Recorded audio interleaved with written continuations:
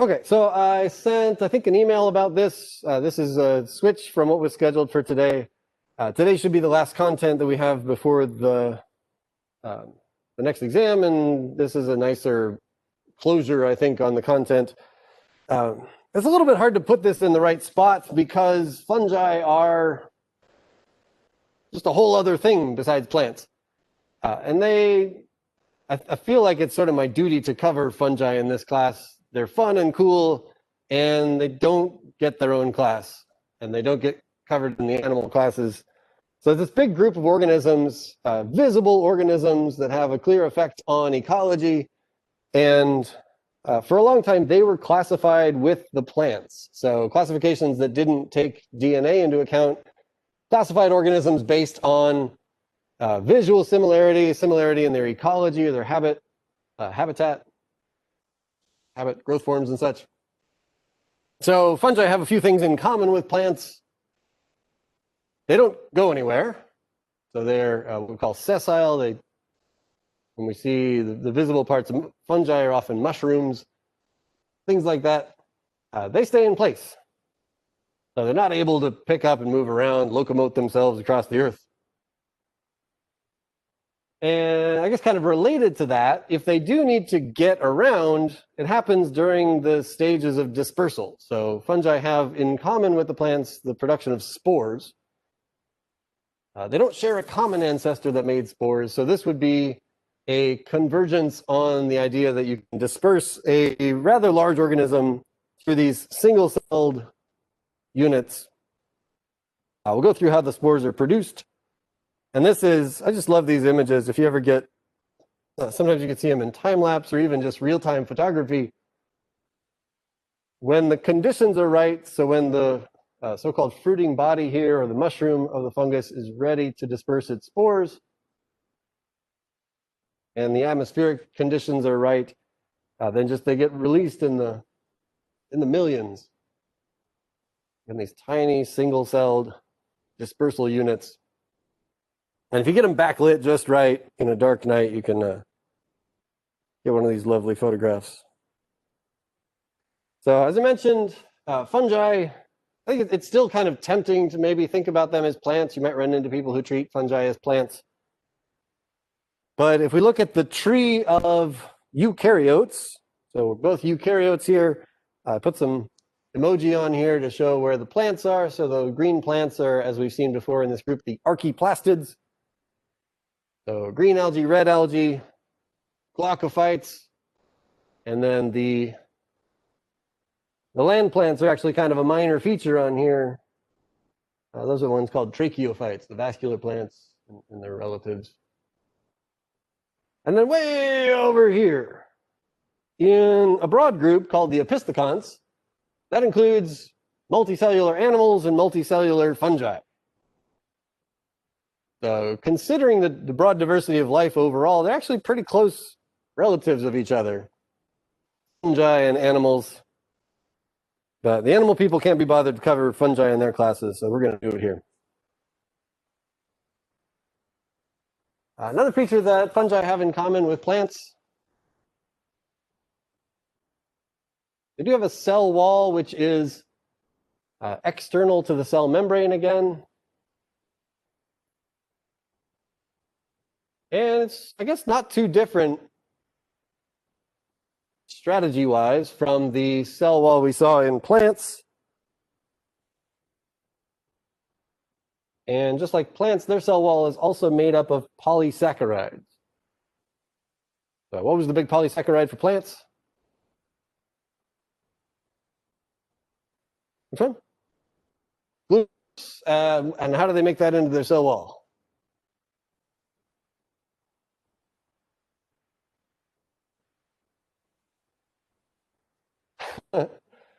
Glucose strung together in these big powerful chains to make cellulose. Perfect timing. Right, so plant cell wall and actually algae cell wall made up of cellulose, which is basically a chain of sugars or a polysaccharide. Fungi use different polysaccharides. You don't need to know them, except maybe this one called chitin is interesting. This is a polysaccharide that is found in fungi and also makes up the exoskeletons of insects and crustaceans. So a little bit of a call to their shared ancestry, ability to make chitin.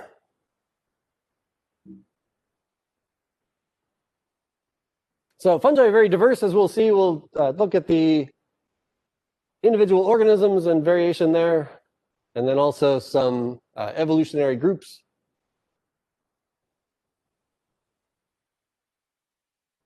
So some of the more interesting fungi we have are single-celled. So the yeast that people use to make alcohol and to bake bread, this is a single-celled eukaryotic organism. And it is also a fungus, so it's related to these multicellular fungi, but it itself is single-celled. Also ends up being a model organism, if you remember from genetics.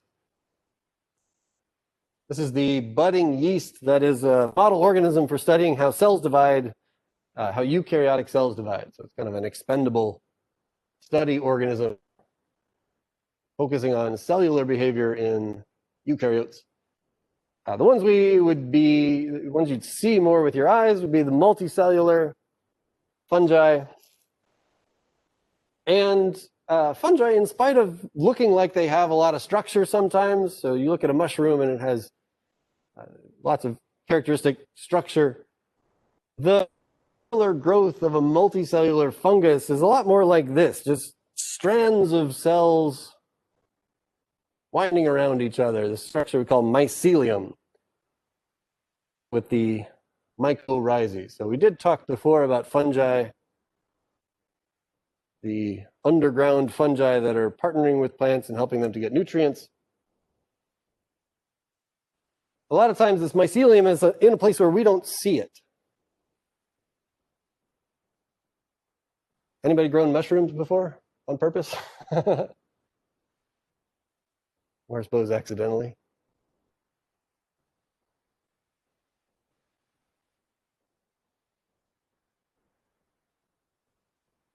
So if you grow mushrooms, you don't need to grow them in the light. They look a lot like plants sometimes, but they don't do photosynthesis. If you grow your mushrooms, a lot of people who have like commercial mushroom farms, they have a cave or a shed. Moist temperature we have in Upham today is probably good mushroom growing conditions. I guess also we can mention mold, right? So mold is a thing that grows in dark places when you leave your food alone. Dark, moist places. That's where a lot of our fungi thrive. What's shown in the upper right here is a feature that's common in fungi, that they don't always have one nucleus to one cell. So they may or may not have divisions among their cells. On the right hand, this is a single cell. So this is what they call a cenocytic cell, one cell with quite a few nuclei inside. The fungi, a lot of them do this weird, they have an unconventional relationship of nuclei and cells. You typically think of it as one nucleus per cell. They don't care so much. So on the right, these are lots of nuclei in one cell. Over here on the left, septa or dividers in between those cellular units. That's another way they could be growing.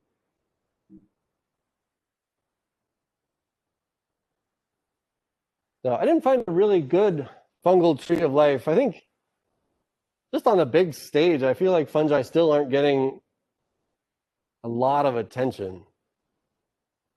Maybe I haven't looked in the right places. Fascinating group, but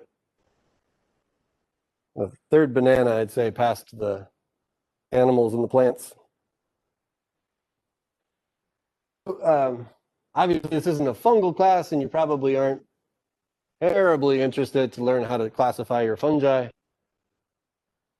So we'll focus on some big groups and emphasize the major differences among them. And the relationship here is basically two big groups that are the more charismatic fungi, the mushroom makers, the molds. Those are in these two big groups called Basidiomycota and Ascomycota. Or sometimes you see them as more of a common name, Basidiomycetes, Ascomycetes.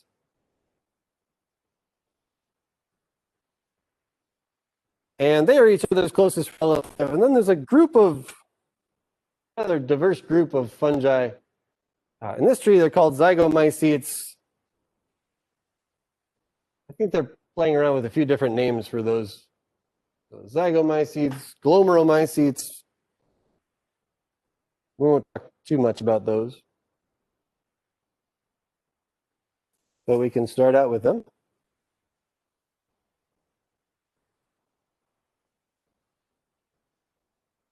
So we'll kind of build up in complexity on the life cycles here. I'm sure you're also not living to learn all the different life cycles. But pretty interesting how fungi do it.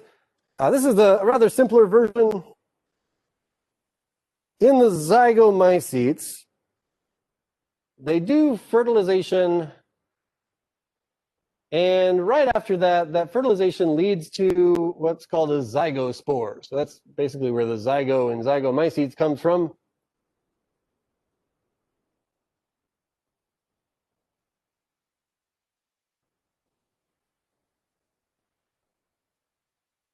So we have haploid parents. When their mycelia meet, they shake hands, combine their nuclei, and construct this zygospore, which is diploid. And the first thing it does, it's possible to disperse or maybe hole up if conditions are rough. But after that, goes through meiosis and produces, again, haploid cells. So the diploid phase is pretty short here, pretty common across the fungi.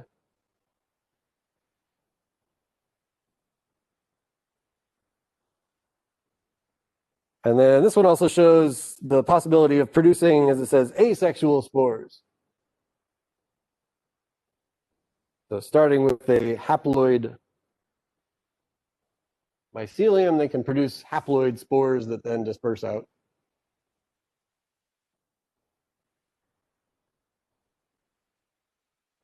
Kind of in there with these zygomycetes are some of our mycorrhizae. These are the endomycorrhizae. So all of the glomeromycetes are endomycorrhizal, but not all endomycorrhizae are glomeromycetes.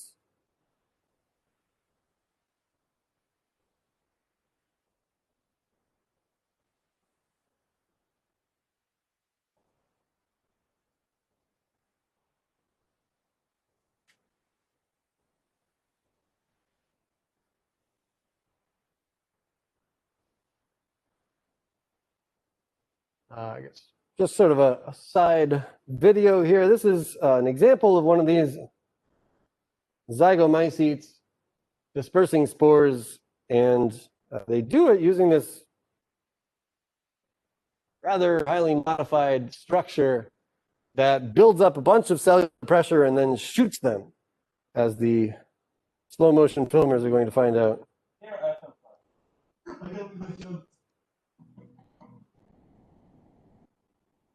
All right, so as you might expect, they're going to fire a gun and use that to compare speeds. So, slow motion images of a rifle being fired.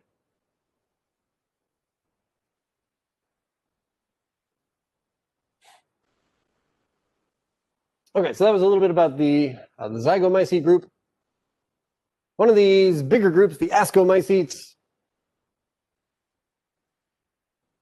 they get their name by basically how their spores are arranged in this structure called an ascus. It's kind of linear production of spores, and that on a cellular level is part of what makes up this cup here, this spore-producing body. Other parts of the life cycle there. So fungi, as I mentioned, they can have a different relationship between their nuclei and their cells. Got some terms down here: plasmogamy, karyogamy, and meiosis. You should be familiar with meiosis. What about the other ones?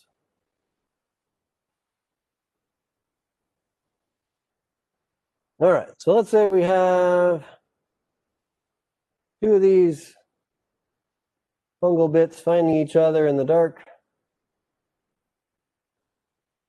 Put a few nuclei in there. We'll just call them the plus type and the minus type. That's sometimes a designation used kind of in place of male and female. As far as I know, there's no distinction between male and female in the fungi. So they would exist as their own haploid entities. And they are drawn to each other. And they can fuse their cells together. So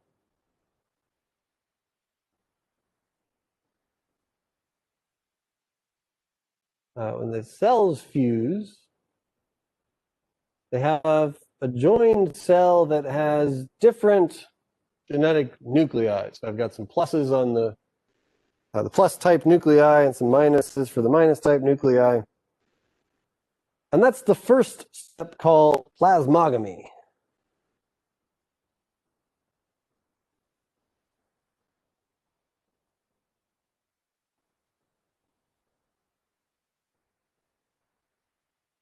And the plasm there is the cytoplasm. Gammy we've seen before. So gammy is mating or fusion or marriage sometimes.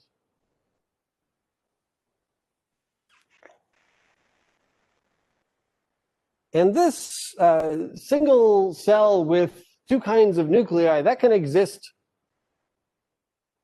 for a longer time than you might expect.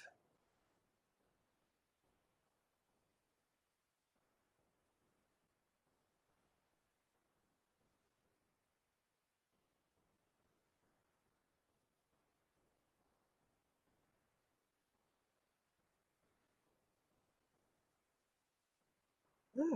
All right. Cool, I wanted to change that anyway. This term dikaryon sometimes comes up. So dikaryon, this is characteristic of the ascomycetes and also the basidiomycetes. We'll see.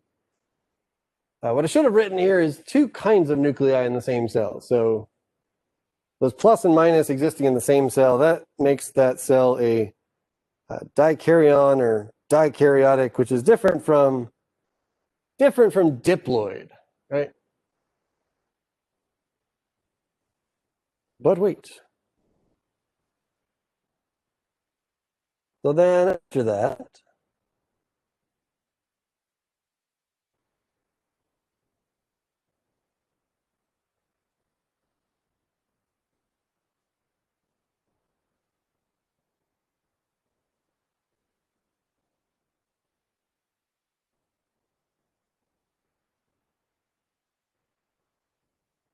the nuclei can find each other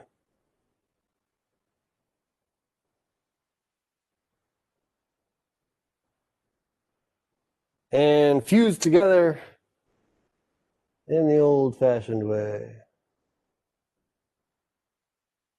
So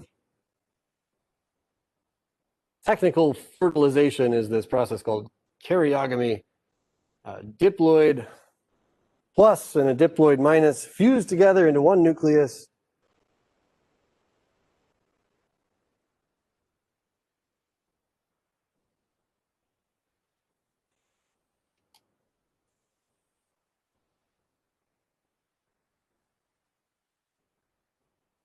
So going back to this, we see so after the haploid spore is dispersed, it grows up into these cellular filaments. They find each other. So this is N and N, plus and minus find each other, fuse together. Here's our plasmogamy.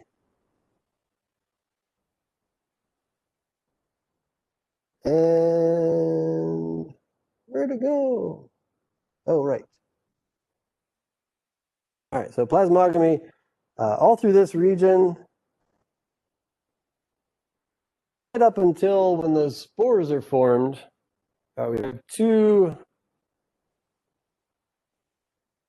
this dikaryon type all through this part of the life cycle, long delay, and then karyogamy, followed by meiosis. Like a little life story here. Plus and minus get together. They decide to build a house.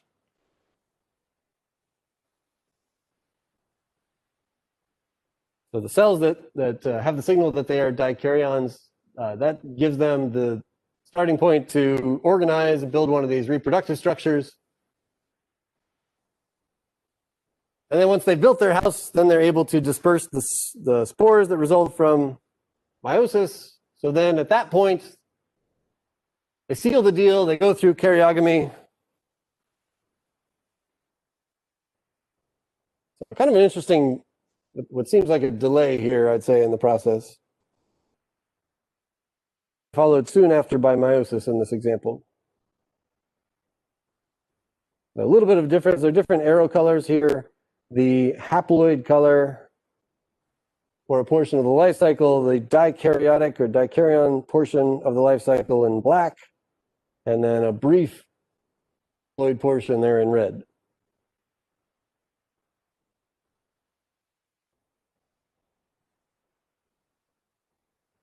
Kind of a similar thing going on with the other kind of big group of fungi, the basidiomycetes. So just a little bit difference. You could identify them if you got a hold of the reproductive part. This is how the spores are made in the basidiomycetes, so these basidiospores. The same thing, this part's haploid. The two strands can grow together into this dikaryotic form. So same as in the ascomycetes, a long portion where they are dikaryotic. They build the mushroom while they're dikaryotic. And then inside of there, those nuclei then fuse, and that allows for meiosis to happen, and meiosis produces the spores.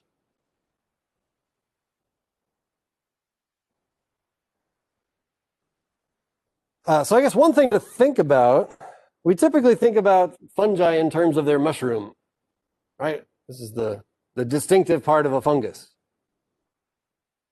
But when it first lands, it doesn't have all the genetic tools to become a mushroom. It needs to find a partner. So one of these haploid mycelia can do a lot of growing, can do a lot of decomposing. But until it meets another haploid type, it's not going to do the fruiting body. But fortunately, as you've seen, there are a lot of fungi out in the world, so I imagine they have to go too far to find a reproductive partner.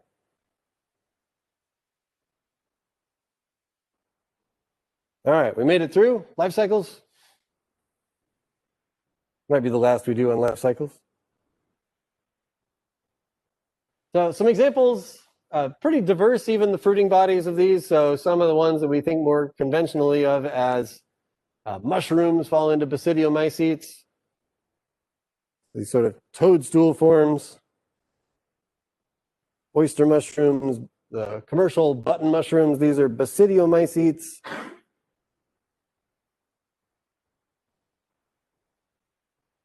Some interesting ones, these puffball mushrooms. Maybe you've encountered these in the field. So they build this fruiting body and they fill it with spores, and everything dries out with a little pore at the end. Anybody ever touch one of these? No?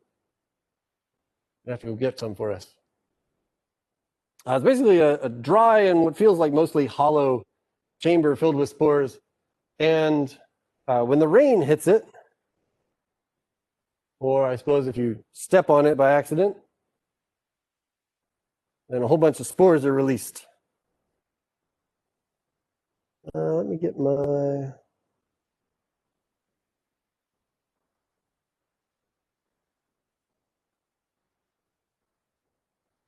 Can't just talk about it.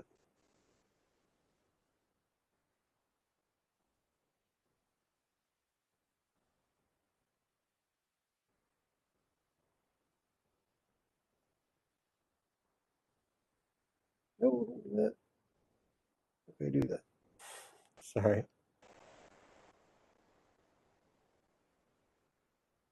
I'm afraid of ads.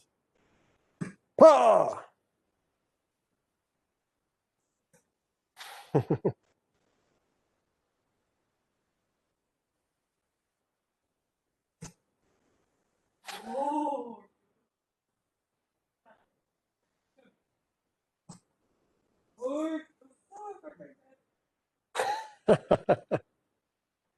All right.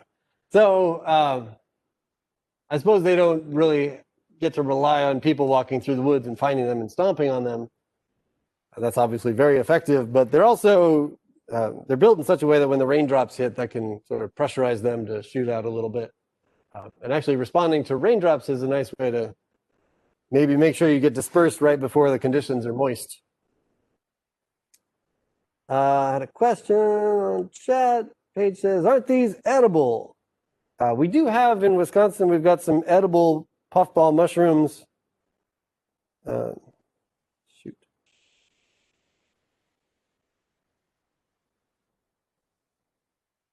Woo-hoo.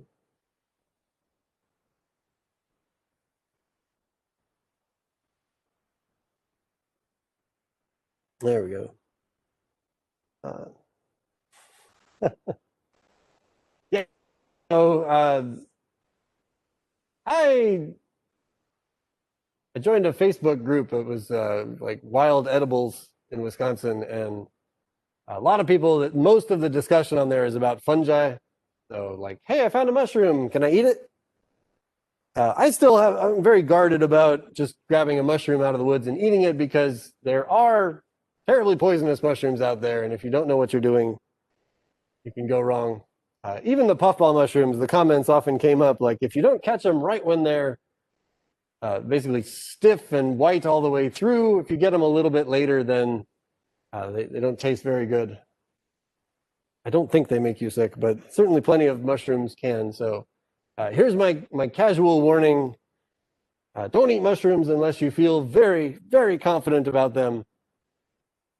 Every few years, there's a story of some family foraging for mushrooms and getting terribly sick or dying. So I don't want to encourage anybody to go foraging for mushrooms. But there are some cool ones out there. If you're confident enough that you can grab ones that you know are safe, I won't stop you. Yeah, so you can find mushrooms like this. This is like the beginning of puffball stage for some of these. This would just be like white all the way through, and then as it develops the spores, and those would not taste as good and make a whole bunch of cells that could disperse out.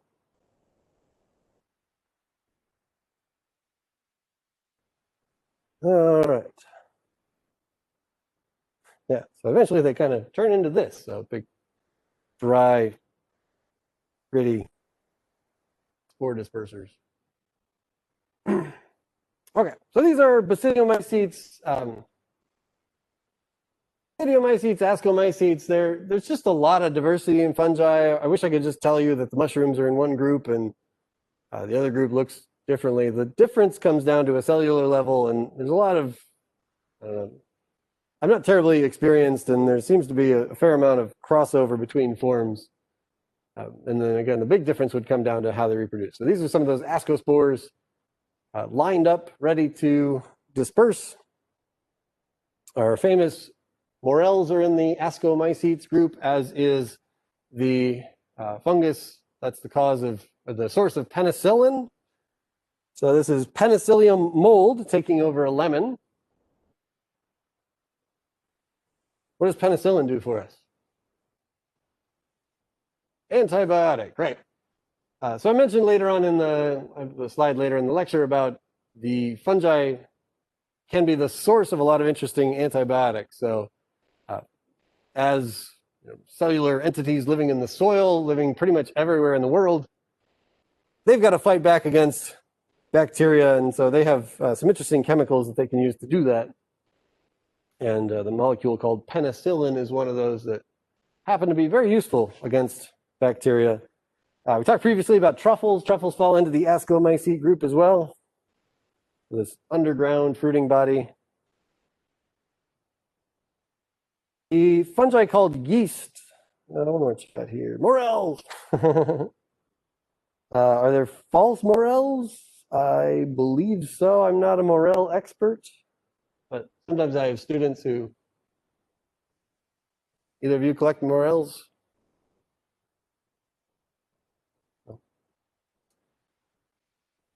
You you what? Yeah.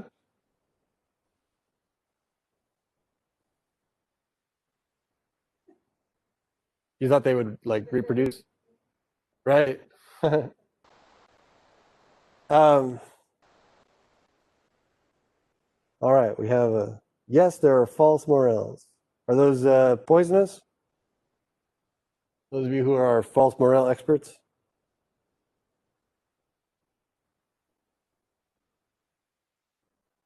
All right, super poisonous. Well, there you go. So even this morel, which people covet as a delicious thing to eat, you get the wrong thing if you don't know what you're identifying. You're in big trouble. So I'll stick to paying a little more to get mine at the grocery store. For this part of my life, anyway. Yeah, so I guess a thought if you're trying to cultivate your morels, they would have their the bulk of their mass really underground, where they're doing the digesting,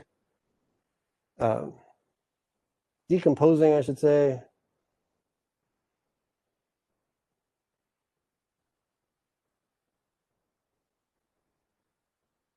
Getting their energy up. Right, so the production of the mushroom, or the morel in this case, is the result of having lots of energy to devote to that, and also having a mating partner. So it's a lot like the strategies we've seen in plants. So fungi get their nutrients from outside sources. They're heterotrophic. And the fruiting body, that big mushroom, is an investment in a lot of cells, a lot of structure. And they basically need to have the resources to build it. And so once that has happened,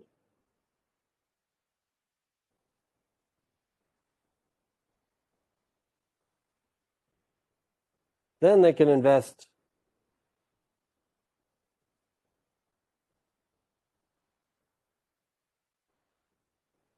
in something to disperse. So I don't know. I don't know as much as I'd like to about fungi. It'd be fun to learn a lot more.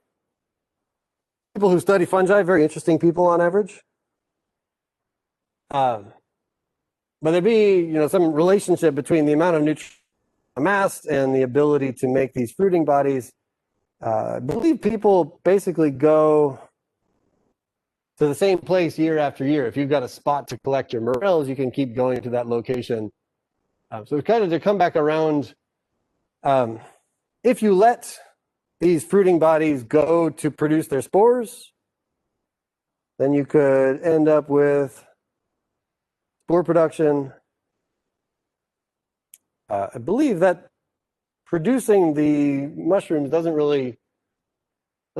diminish the amount of mycelium that's in the soil, though. So they can do this several times potentially. So next time, feel free to grab your morels, and they'll potentially grow back again the next year. I don't know. Did you see them the next year, or you just saw them once?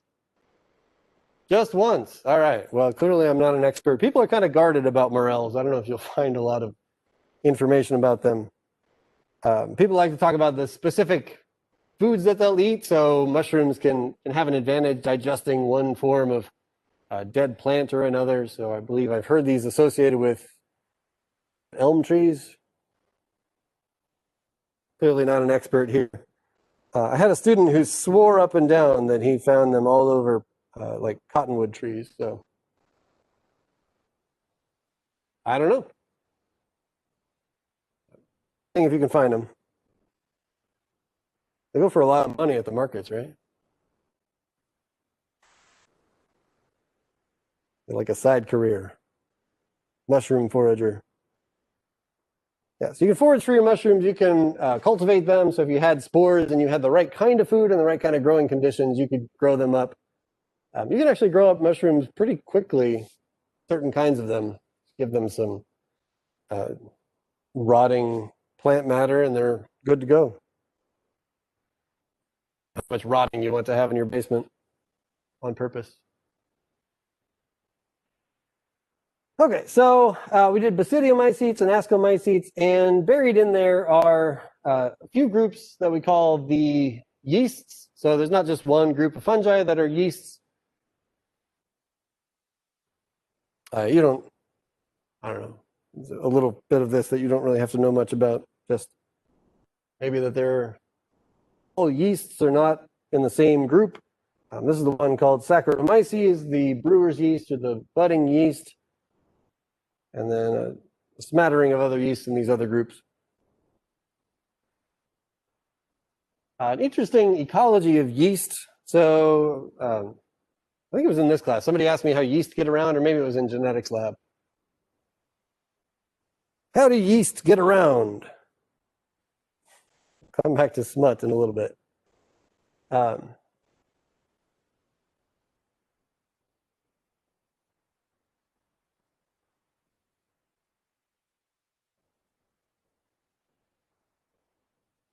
So yeasts, we take advantage of them. Like people can hold on to yeast and introduce them to new places. If you are baking bread, you take yeast. These days, probably something that's freeze dried, and you add those freeze dried yeast into your dough. They're sort of freeze dried and dormant, and they can come back to life after that. And they basically start eating your dough. So they turn the sugar in the dough into carbon dioxide that causes bread to rise. For the production of alcohol, yeast get into fruit juice or something like that. And again, they break down the sugars. In the process of breaking down the sugars, they release carbon dioxide. That gives you fizziness in some of these alcoholic drinks. And they also are converting that sugar into ethanol. I'll throw that on there. So the process of fermentation, this is one of the big advantages that the brewing yeast has over other microorganisms.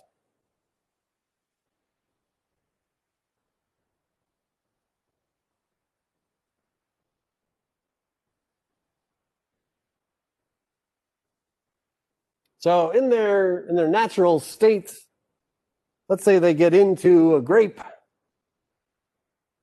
they will grow and divide and use up the sugar in there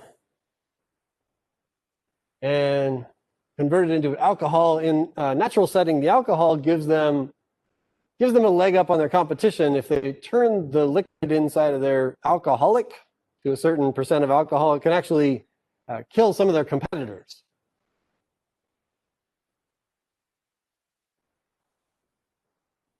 I'm a little bit off on a fermentation tangent. Later, after they've made the alcohol, they can also break down the alcohol and use it for energy. So like a 1-2 punch digestion. All right, but I introduced this. How do they get around? Let's say you've got some yeast inside of a grape. This is often, there's a whole ecology to this. You get something like a wasp or a fly, also interested in this rotting fruit. The smells released by fermentation are an attractant. So if you have like fruit flies in your house, definitely not speaking from experience on this. Fruit flies can be drawn to the ripest of fruits. Sometimes if they're even turning a little bit and rotting.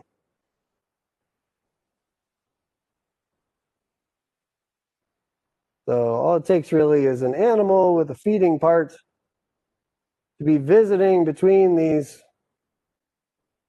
different grapes.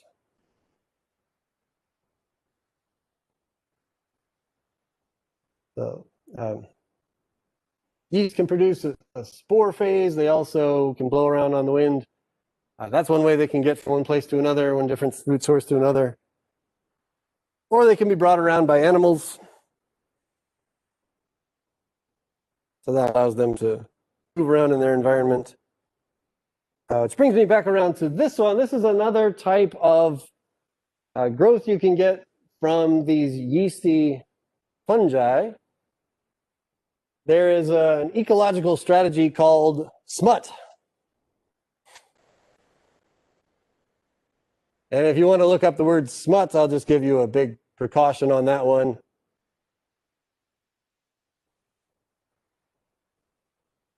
The kind of thing you're not supposed to see until you turn 18. Kind of interesting. So this is related to what we just talked about with moving yeast between rotting fruits. Smut fungi are adapted to be moved around between flowers.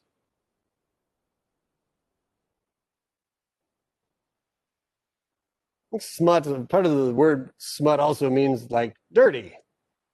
You got your flowers all dirtied up. This is like a sexually transmitted infection for plants. So the yeast are there to, they might be taking advantage of the sugars in the nectar, for example. Just using up resources that they can grab in a flower, and being located in a flower that's visited by animals, that enables them to get picked up and moved to new flowers. That's where our transmitted infection comes from.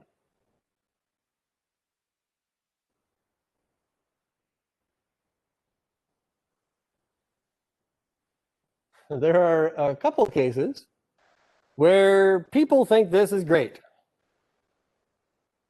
There is an edible smut fungus that infects corn, which is a delicacy. Anybody had or heard of huitlacoche? I haven't tried it. It's on my list, like same as eating octopus would be. I don't know if I'll love it, but I'm keen to try it if I ever get a chance. These are infected corn ears. See if you can tell where the infection is. So the fungus gets in there and expands up the kernels that are infected. And it's sort of like a mushroom growing inside of a corn ear. So it's really not too different from eating a mushroom. You can make tacos out of it.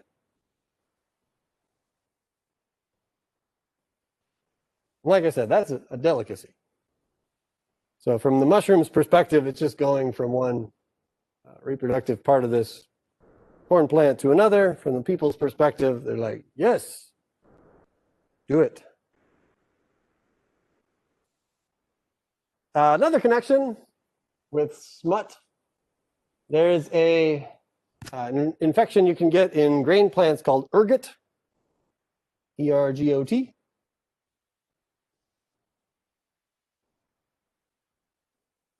So again, an infection of the reproductive part of a plant.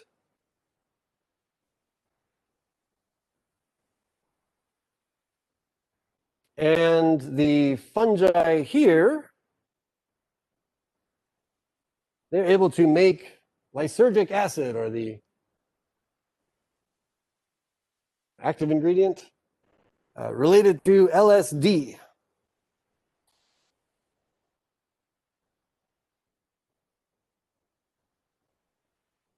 And I don't know, as much as anything, I enjoy these funny headlines.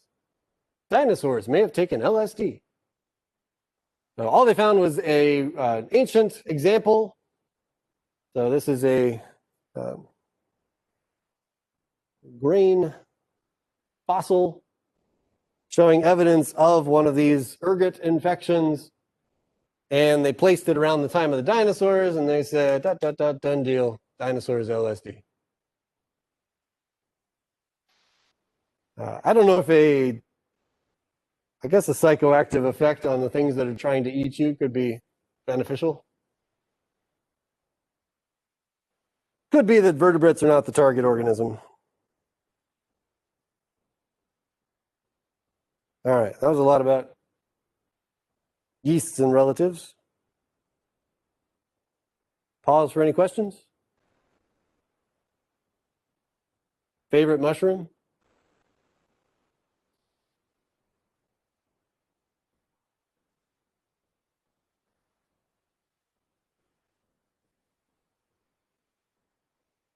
You're losing your appetite? I went the wrong way.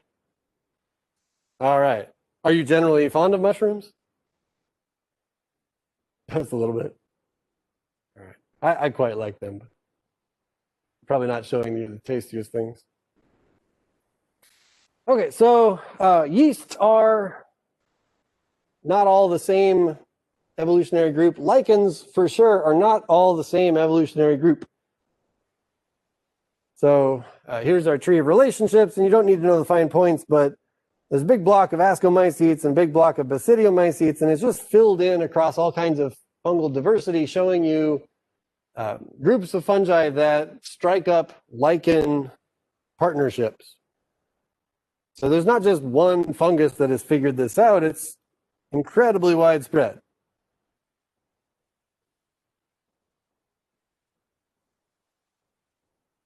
So just a review of the concept of lichens. Lichens are a symbiotic relationship of fungus and something that can do photosynthesis. So the fungus part you can call the mycobiont. So myco is a previous prefix we see for fungi. So we saw mycorrhizae before, mycobiont, like symbiosis with the myco part. The photobiont is the part that can do photosynthesis. That's either green algae or cyanobacteria.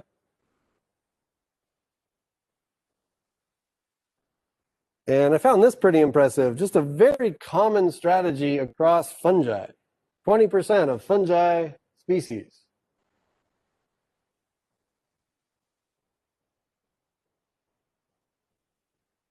And it makes sense, right? So fungi are good at breaking down, decomposing for energy.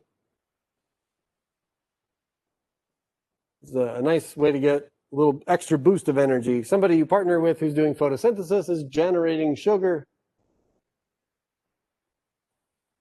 A nice energy boost. So fungi are lichens are very diverse. I don't know the fine details of where all these fall, but when lichens are described, sometimes they're put in these three categories of foliose, fruticose, or crustose. So some kind of leafy, some kind of tree-like or shrubby, some that are firmly oppressed to the surface they're growing on, often on rocks.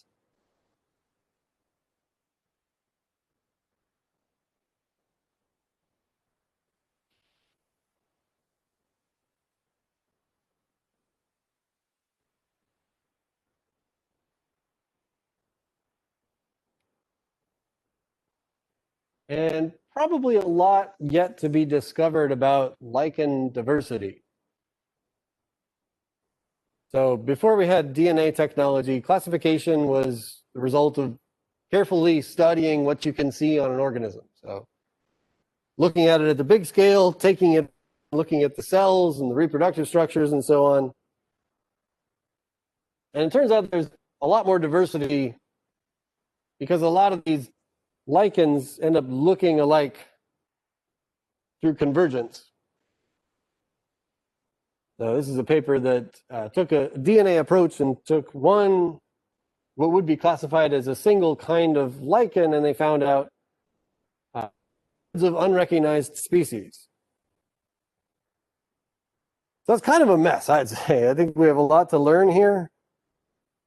From 2014, you have a very diverse group of organisms that doesn't look all that different from each other. I guess we're pretty close to going out in the field and just DNA sequencing everything we find. That might be what we come to. But even if you understand what you're up against, there's this fact that one lichen is a mix of fungus, photosynthetic organism, So even the DNA is like two distinct DNA signals, like pushing the limits of what we can do to classify organisms.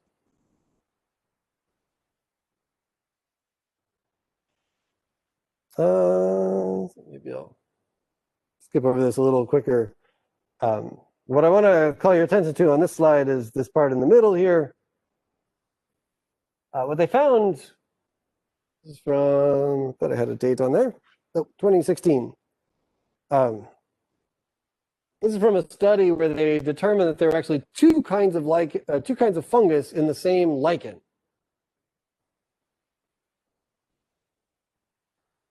So they had an ascomycete lichen with a photosynthetic partner, and then also a basidiomycete yeast. So maybe I'm turning you off of studying fungi today. Lots of study needed. I don't know that it'll make satisfying sense after we get to the end of it all.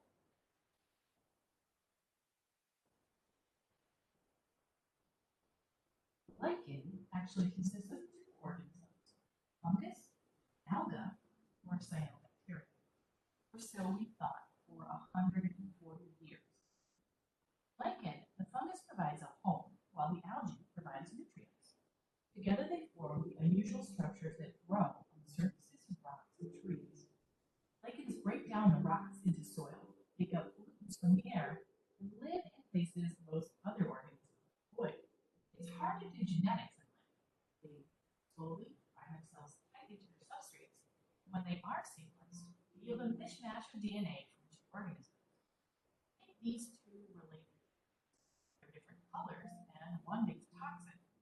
Looking at both the fungus and the algae gene activity in the two lichens, researchers saw no differences.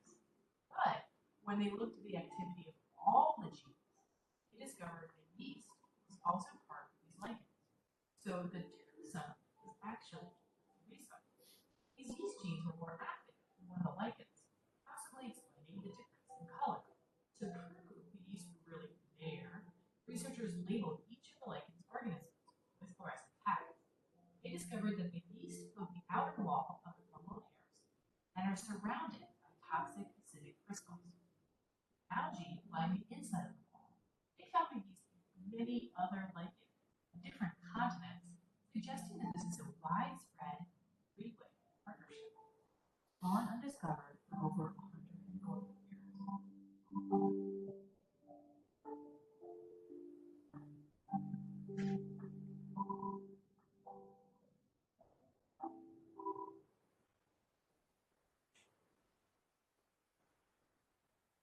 An interesting feature of lichens is that they can be really sensitive to air quality. So there are publications like the one that's linked there that can give you an idea of how polluted the air is based on what lichens are able to grow there.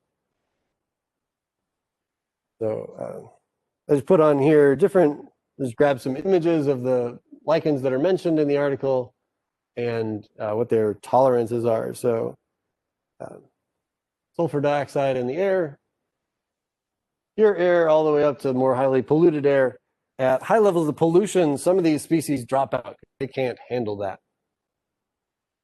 So lichens are sometimes absent from cities, areas where pollution is a little bit higher,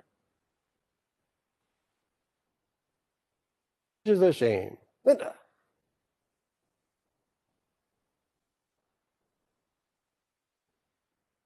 Good question. Spanish moss is a flowering plant. So this one, I don't know the common names. That one kind of looks like Spanish moss.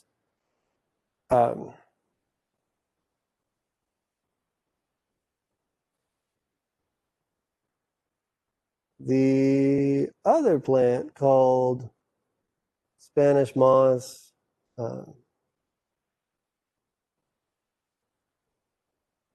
find a nice one.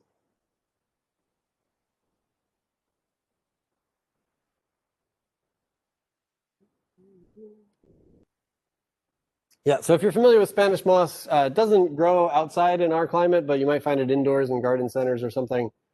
It has this kind of mossy, lichen-y kind of look about it, but it's actually a relative of the pineapple, and this is what it looks like when the flowers are made. This is a three-petaled yellow flower. Here we go. There we go. What a beautiful image.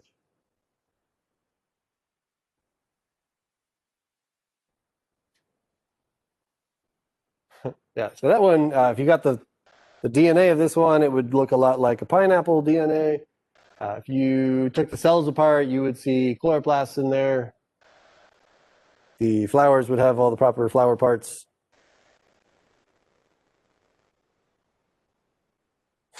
You're welcome. All right, so a little bit more about lichens, right? They have tolerances to different levels of pollution. They, in some cases, have the ability to dissolve what they're growing on. So we saw examples of lichens that can grow on rocks. So a nice place to have a partnership, right? You're dissolving the rocks and maybe making some mineral nutrients available. As a fungus, that's great, but rocks don't have organic energy in them. So partner with a photosynthetic organism, then you've got your mineral nutrients combined with your photosynthesis energy. It's a good way to grow. This is one of the end results that people don't like. This is the result of lichen growing and producing some acid on somebody's roof tiles or shingles. It can kind of eat away at your shingles. I mentioned before, penicillin, fungi, a lot like plants. Plants produce a lot of interesting compounds. Fungi also can produce a lot of exciting compounds. These are some examples of fungi that are part of lichens defending themselves.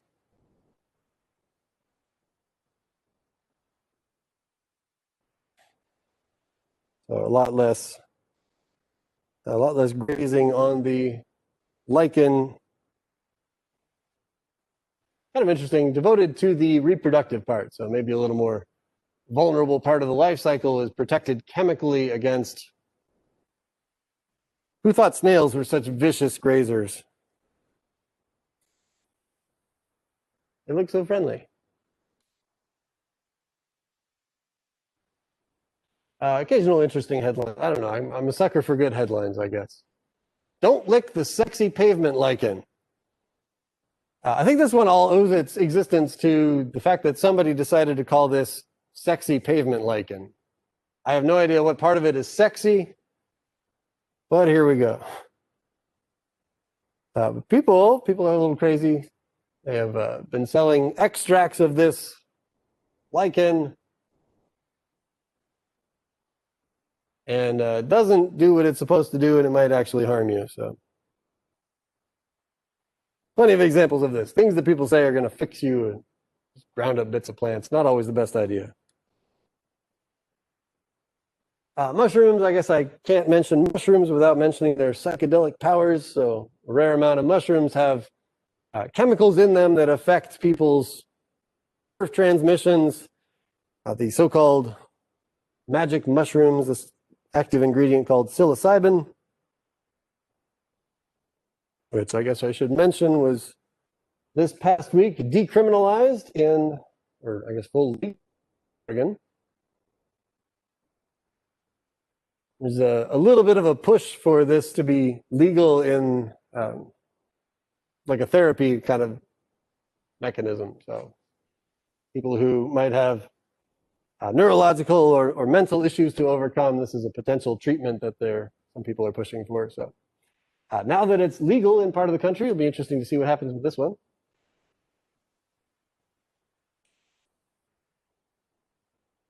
So we've seen lots of examples of fungi with close relationships with plants. A couple reasons. We have the partnerships that they make with living plants, and then of course plants as a food source for fungi. So decomposing wood and other plant parts are some of the bigger pieces that are eaten by fungi. This is just, it's very far zoomed out, but these are different diversification events matching up the plants at the top and the fungi at the bottom, and there's kind of a parallel here. As the plants diversified, the fungi diversified. And as the article suggests, they're linked to symbiosis. So as more kinds of plants were available to make partnerships with, then fungi could diversify and specialize their partnerships on different plants.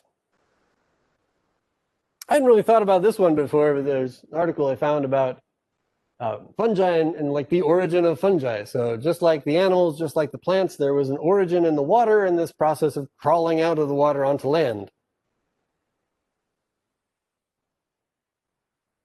So the ancestor of fungi was aquatic, and already this is one of the fossil vascular plants that they have.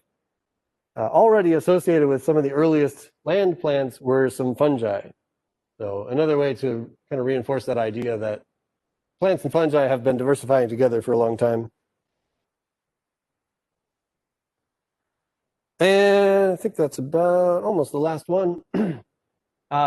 There are fungi that we can see making partnerships with plants, and there also are fungi that live inside of plants called endophytes.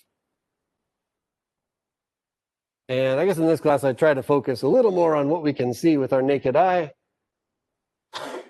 But I'd say this is vastly understudied also, this idea that inside of a healthy plant, the plant can be perfectly fine and actually benefiting from this partnership where it has fungi living inside of it.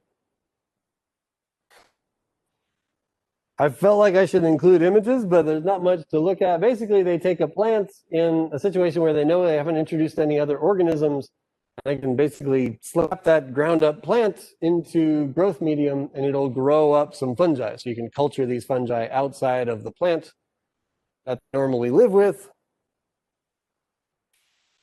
This would be another reason for plants and fungi to have diversified together. So fungi living inside of plants. So potentially offering a defense to the plant, different relationship with nutrients, different take on metabolism, who knows?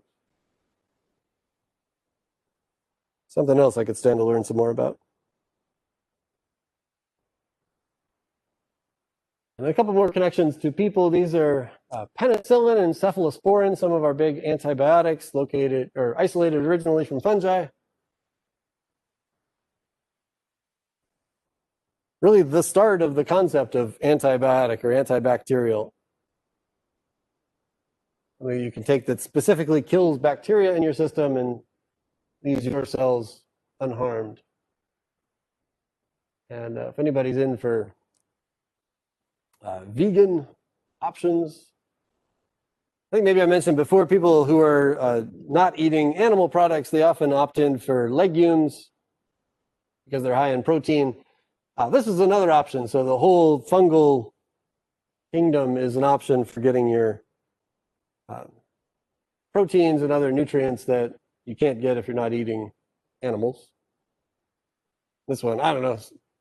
I knew a vegan way back when, and she introduced me to this, and I just like the name, and I've actually tried them, not too bad. Corn, made out of mushrooms, looks like meat.